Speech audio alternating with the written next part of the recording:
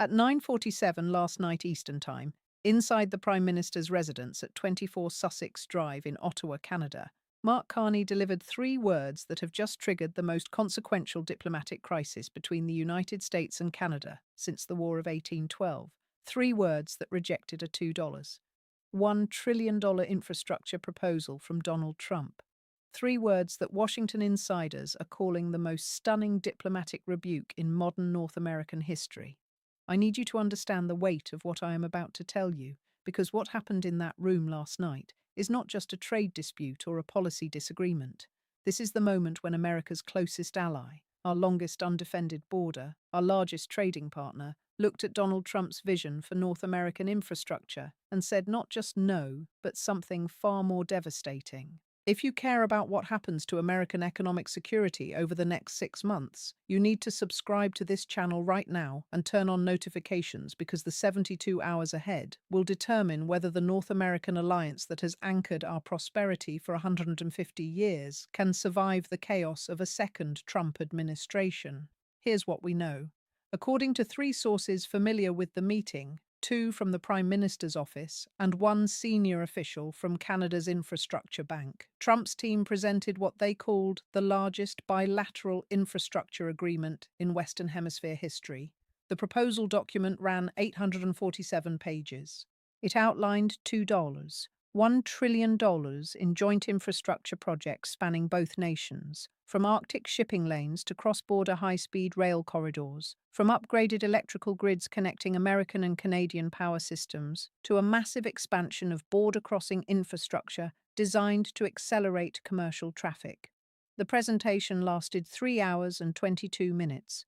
Trump's negotiating team included Treasury officials, Commerce Department representatives, and private sector infrastructure executives who had spent 6 months developing the proposal. Multiple people briefed on the discussions told us that Trump's team believed this was their signature diplomatic achievement, the deal that would cement Trump's legacy as the president who transformed North American competitiveness for the next century. Mark Carney, Canada's newly installed Prime Minister, who took office just 6 weeks ago on January 20th, sat through the entire presentation.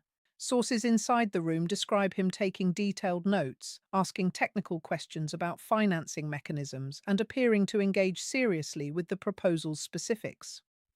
Then, at 9:47 p.m., after Trump's team finished their presentation and asked for Canada's response, Carney looked directly at the lead American negotiator and said three words that are now reverberating through diplomatic channels worldwide.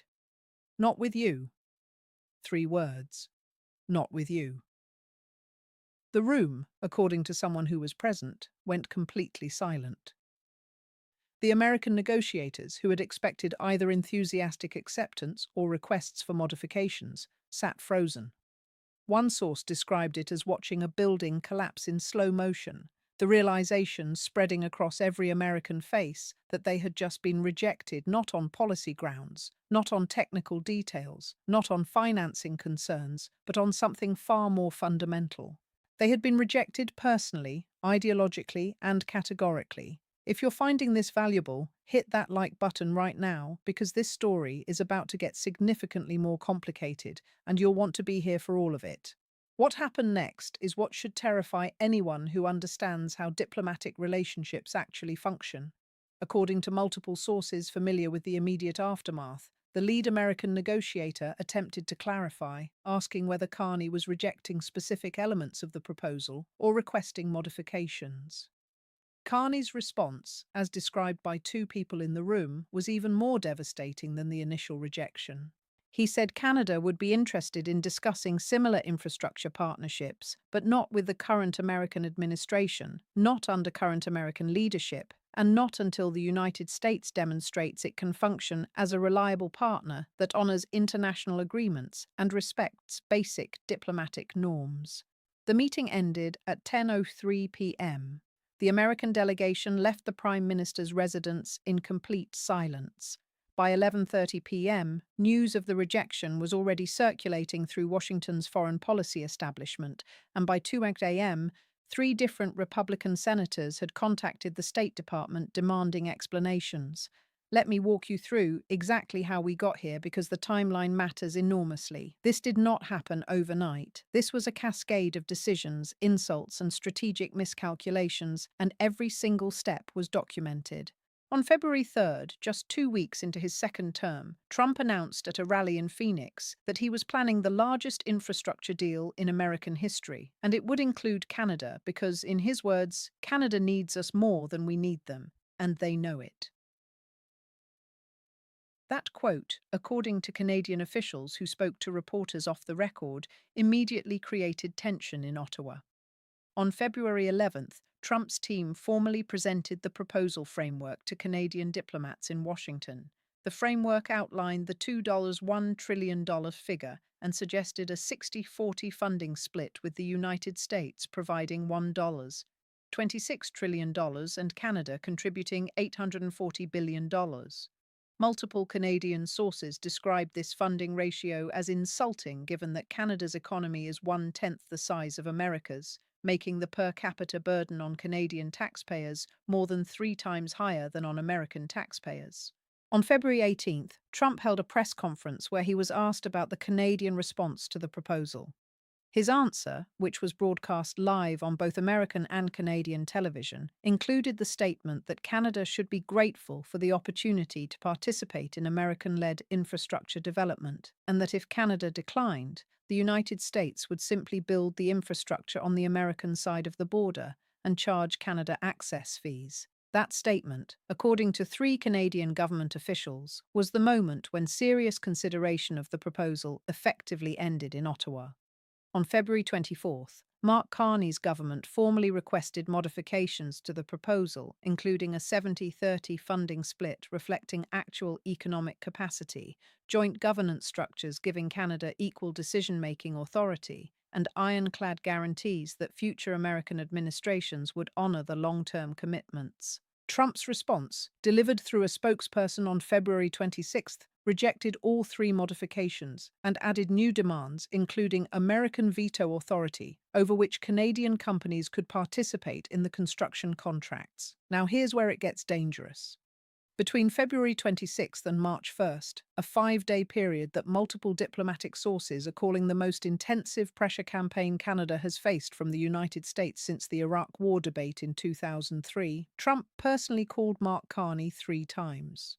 According to someone briefed on the content of those calls, Trump alternated between threats and incentives. The threats included suggestions that the United States might reconsider existing defense commitments under NORAD, impose new tariffs on Canadian lumber and dairy products, and publicly blame Canada for blocking North American infrastructure modernization that would create millions of American jobs. The incentives included promises of favorable treatment in future trade negotiations, increased American investment in Canadian energy projects, and Trump's personal guarantee that he would attend the ribbon-cutting ceremony for every major project, bringing international attention to Canadian infrastructure achievements. Subscribe now if you want to follow where this leads, because the implications are staggering and mainstream media will be 3 hours behind everything I'm showing you. Carney, according to multiple sources familiar with his thinking, was unmoved by both the threats and the incentives. Here's what you need to understand about Mark Carney that explains why this rejection happened. Carney is not a traditional politician. He served as governor of the Bank of Canada from 2008 to 2013. Steering the Canadian economy through the financial crisis, with policies that are now studied in economics courses worldwide as a model of effective central banking during systemic crisis. He then served as Governor of the Bank of England from 2013 to 2020, becoming the first non-British citizen to hold that position in the Bank of England's 325-year history. This is someone who has negotiated with the most sophisticated financial minds on the planet.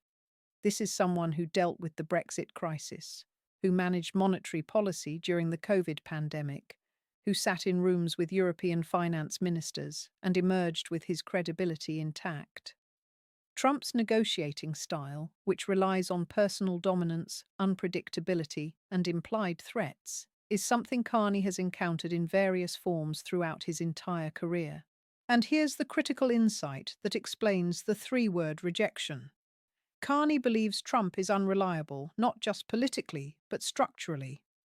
According to a long-form profile published in the Globe and Mail on February 15th, Carney told advisers during his campaign for Prime Minister that any agreement with Trump would be worthless the moment Trump left office because Trump governs through executive action rather than legislative consensus, meaning everything he promises can be undone by the next president. But wait, there's something even worse I haven't told you yet. On the morning of March 1st, just hours before the meeting where Carney would deliver his three-word rejection, Trump posted on Truth Social suggesting that if Canada rejected the infrastructure proposal, he would begin exploring whether the United States could renegotiate or withdraw from outdated Cold War agreements that give Canada security guarantees they no longer deserve. That post, which was visible for approximately 40 minutes before being deleted, was screenshotted by multiple journalists and Canadian officials. The reference to outdated Cold War agreements is diplomatic code for NORAD, the North American Aerospace Defense Command, which is the integrated American-Canadian military system that has defended North American airspace since 1958. Multiple defense analysts told reporters within hours that threatening NORAD over an infrastructure dispute was unprecedented, reckless, and potentially destabilizing to hemispheric security. That post, according to two Canadian officials, was the final factor that convinced Carney the rejection needed to be categorical and public rather than diplomatic and private. So that's how we got here. That's the context. Now let me show you exactly what's happening right now at this very moment and why the next 48 hours are absolutely critical. Make sure you're subscribed with notifications turned on because this story is far from finished. When the charges are unsealed, when the initial appearance happens, when any rulings are made, you will see detailed analysis here immediately. At 6:14 a.m. this morning, the State Department released a statement describing the Canadian rejection as disappointing and suggesting that the United States would proceed with American-only infrastructure development along the northern border.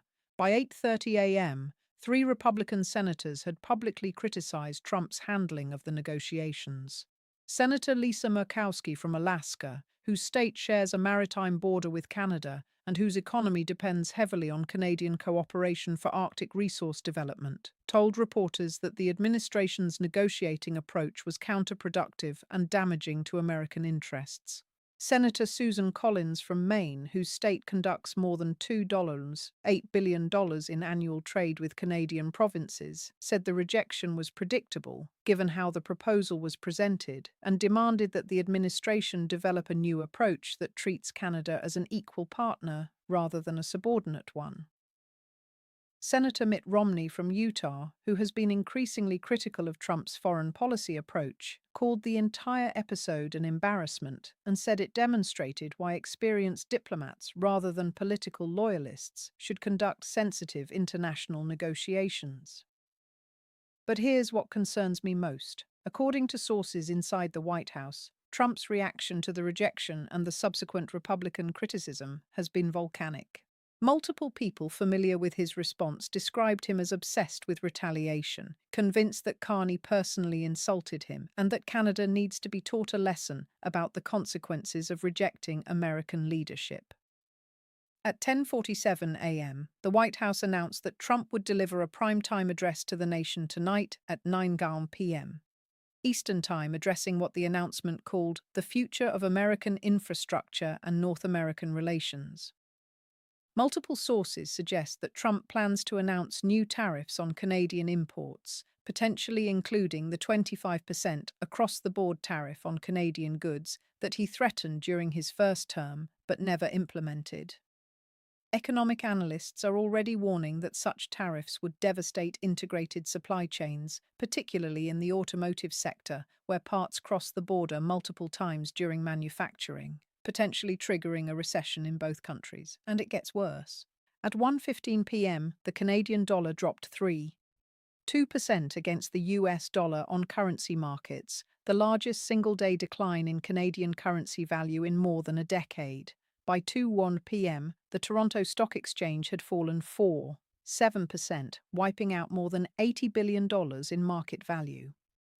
Multiple economists told financial news outlets that the market reaction reflects fear not just of tariffs, but of a broader breakdown in the US-Canada relationship that has been the foundation of North American economic stability since the end of World War II. Former Canadian ambassador to the United States David McNaughton, who served during Trump's first term and negotiated the USMCA trade agreement, told Bloomberg News that this is the most serious crisis in US-Canada relations in his lifetime, and that the infrastructure rejection, while dramatic, is actually a symptom of a much deeper problem. McNaughton said Canada has lost faith in America's ability to function as a reliable partner, and that loss of faith will have consequences extending far beyond infrastructure into defense cooperation, intelligence sharing, and economic integration. Smash that like button right now if you understand why this matters beyond the immediate case. Every like tells the algorithm this story matters and helps push this content to more people who deserve to know what's really happening. Here's what I'm watching for in the next few hours that will determine where this crisis goes. First, Trump's address tonight at 9 p.m. will reveal whether he escalates with tariffs and threats or attempts to reset with a more diplomatic approach. Multiple sources suggest his advisers are divided, with economic advisers warning that tariffs would be economically catastrophic, while political advisers arguing that Trump cannot afford to appear weak after such a public rejection.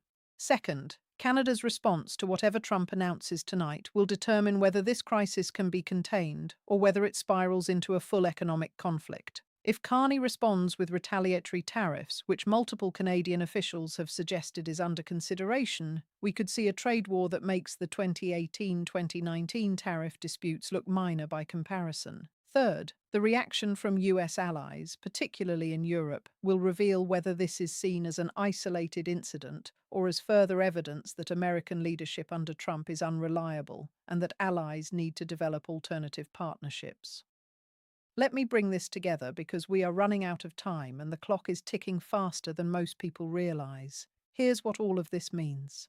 There are 3 scenarios now on the table, and each has profound implications for North American relations, global trade, and American economic security.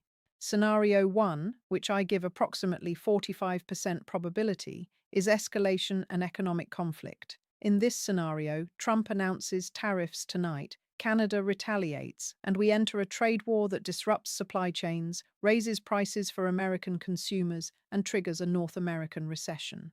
The USMCA trade agreement, which Trump himself negotiated during his first term, effectively becomes non-functional as both countries impose measures technically violating the agreement but justified through national security exceptions. This scenario would represent the breakdown of economic integration that has taken 70 years to build and would fundamentally reshape North American commerce for a generation. Scenario 2, which I assess at about 30% probability, is diplomatic reset through intermediaries. In this scenario, Republican senators, American business leaders, and potentially figures like former President Obama or other respected elder statesmen intervene to convince Trump that escalation serves no American interest. Trump pulls back from tariff threats. Canada signals willingness to resume infrastructure discussions under different terms, and both sides find a face-saving compromise that allows Trump to claim he secured better terms while allowing Carney to claim he defended Canadian sovereignty. This scenario requires Trump to demonstrate restraint and strategic thinking that he has rarely shown in similar situations, which is why the probability is relatively low. Scenario 3, probability approximately 25%, is drift toward permanent separation. In this scenario, neither dramatic escalation nor diplomatic reset occurs. Instead, the infrastructure proposal simply dies. Both countries gradually reduce economic integration. Canada begins developing closer partnerships with European and Asian economies, and the US-Canada relationship becomes increasingly transactional and mistrustful. This scenario doesn't produce immediate crisis, but represents slow-motion dissolution of the alliance that has been foundational to North American prosperity since World War II.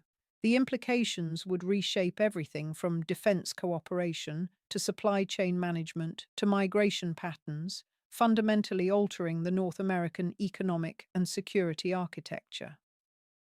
But here's why this matters beyond this one dispute. This is not just about an infrastructure deal. This is about whether the United States under Trump can maintain alliances with democratic partners who have options. Canada is not a small country dependent on American goodwill. Canada is a G7 economy, a major energy exporter, a crucial partner in hemispheric defense, and a country with the capability to pivot toward other partnerships if the American relationship becomes more costly than beneficial. What happened last night when Mark Carney said, "Not with you," was not just a rejection of a policy proposal. It was a statement that America's closest ally no longer trusts American leadership to honor commitments, respect sovereignty, or function as a reliable partner. If Canada reaches that conclusion, other allies are watching and reaching similar assessments.